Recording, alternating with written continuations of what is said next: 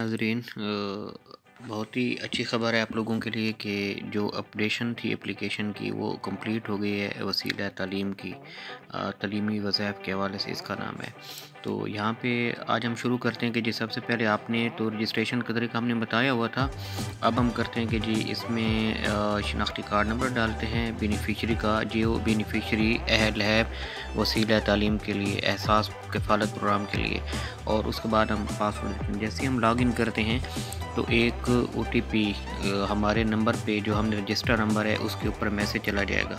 यहाँ पे जहाँ पे लिखा हुआ है कि जी इंटर कोड, अच्छा वो रजिस्ट्रेशन के वक्त आपने वो नंबर इंटर करना है जो आपके पास मोबाइल हो, क्योंकि आने वाले वक्त में उसी नंबर पे बच्चों के हवाले से जो आपको इंफॉर्मेशन है उसी नंबर के ऊपर मैसेज के थ्रू ही आपको मिलेगा। ये मैसेज आ गया, इसका है जी 577523। ये हमने इंटर कर दिया, ठीक है। और इसके बाद हम करेंगे सबमिट। जैसे ही हम सबमिट करेंगे तो यहाँ पे हमारे पास डिटेल आ जाएगी। यहाँ सबसे पहले हमने प्रोविंस इसका सिलेक्ट करना है, खैबर पख्तूनख्वा। उसके बाद हमने डिस्ट्रिक्ट सेलेक्ट करना है जो आपका डिस्ट्रिक्ट होगा। उसके बाद आप लोगों ने इसकी जो तहसील है वो सेलेक्ट करनी है। और यहाँ पे आप लोगों ने एड्रेस इंटर करना है जो उसका CNC का एड्रेस होगा, ठीक है। और ये आप बाद में चेंज भी कर सकते हैं। और उसके बाद ये आपने उसका फादर नेम इंटर करना है बच्चे का, और फादर का CNC नंबर आप लोगों ने इंटर करना है, ठीक है।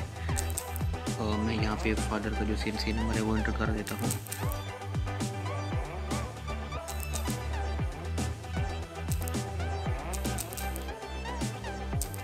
ठीक है, और यहाँ पे मैंने उनका जो CNC नंबर है वो इंटर कर दिया।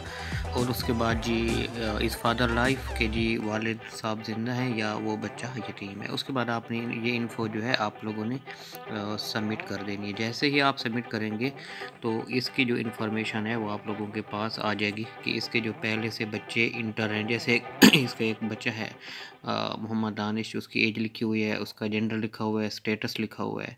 और उसके बाद जी दूसरा बच्चा है उसकी उम्र और स्टेटस, और इसका तीसरा बच्चा है उम्र और स्टेटस, इसका चौथा बच्चा है उम्र और स्टेटस लिखा हुआ है। इसकी जो बेसिक इन्फो है वो आप लोगों